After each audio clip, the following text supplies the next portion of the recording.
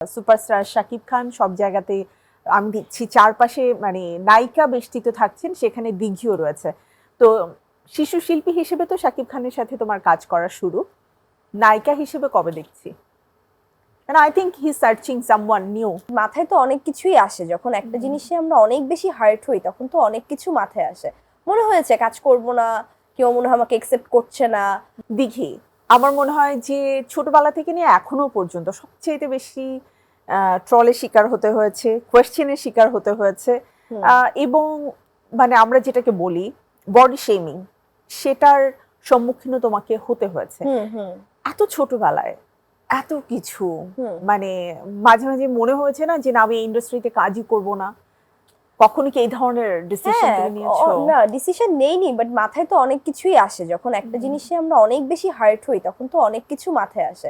মনে হয়েছে কাজ করব না, কেউ মনে হয় আমাকে একসেপ্ট করছে না, দেখে আমি ডিপ্রেসড হচ্ছি, ফ্রাস্ট্রেটেড হচ্ছি, আমি ঘরে বসে থাকছি, মনে হচ্ছে এখন আমি এই পাবলিক অ্যাপিয়ারেন্সে যাব, আমাকে নিয়ে আবার বলবে ও দেখতে মোটা, ও দেখতে এরকম। স্পেশালি মেয়েদেরকে যদি এই ধরনের আসলে কেউ বলে, কোনো কমেন্ট করে এবং ওটা যদি কোনো কারণে আমাকে হার্ট করে, তাহলে কিন্তু মেয়েদের জন্য এটা একটা মেন্টাল ট্রমা হয়ে যায়। মন থেকে আর ওটা কখনোই হয় না ঠিকমতো। হ্যাঁ একদম, মানে বাসা থেকে রুম থেকে বের হতে ইচ্ছে করে না, তাই না? তো দিন শেষে যেটা হলো, যেটা আমি মানে নোটিস করলাম যে মানুষের কথা যত নোটিস করছি আমার ক্ষতি হচ্ছে।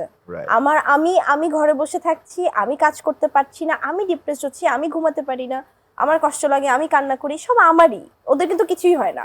আর মধ্যে দিয়ে এটাই ওদের সাকসেস যে ওদের কথা শুনে আমার খারাপ লাগছে। তো যেটা শুরু করলাম যে একদম ইগনোরের উপর কিচ্ছু নাই দুনিয়াতে, দেখারই দরকার নাই, দেখলেও এমন লাইট ভাবে নিব জিনিসটা, আমি যাচ্ছে এটা তো আমাকে নিয়ে এখন বলে। আর সত্যি কথা বলতে যে বেশি শুনলে সয়ে যায় একটা জিনিস, সয়ে যাওয়া জিনিস হয়ে গেছে একদম, এখন গায়েও লাগে না, কত বলবে। আচ্ছা, বর্তমান ট্রেন্ডে যেটা হচ্ছে আমাদের সুপারস্টার শাকিব খান সব জায়গাতে আমি দেখছি চারপাশে মানে নায়িকা বেষ্টিত থাকছেন, সেখানে দিঘিও রয়েছে। তো শিশু শিল্পী হিসেবে তো শাকিব খানের সাথে তোমার কাজ করা শুরু, নায়িকা হিসেবে কবে দেখছি? And I think he's searching someone new. আমি জানি না if he is searching or not, but আমি সবসময় আসলে বলে আসছি যে আমার আসলে তার সাথে এখন কাজ করাটা আমি জানি না কতটুকু মানায় স্ক্রিনে। আমার কাছে তো আসলে বেমানান লাগে।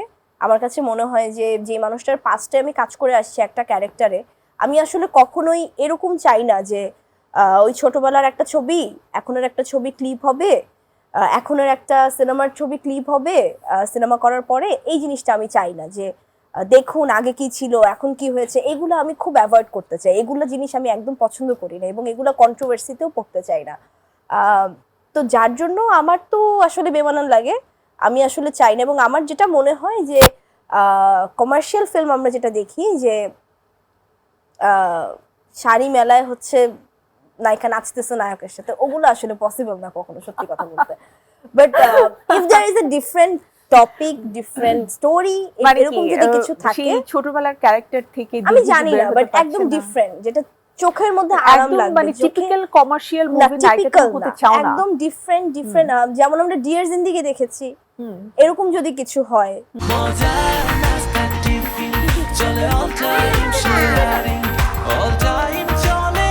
টিফিন টাইমে মজাদার আয়োজন মানে অল টাইম ব্রেড।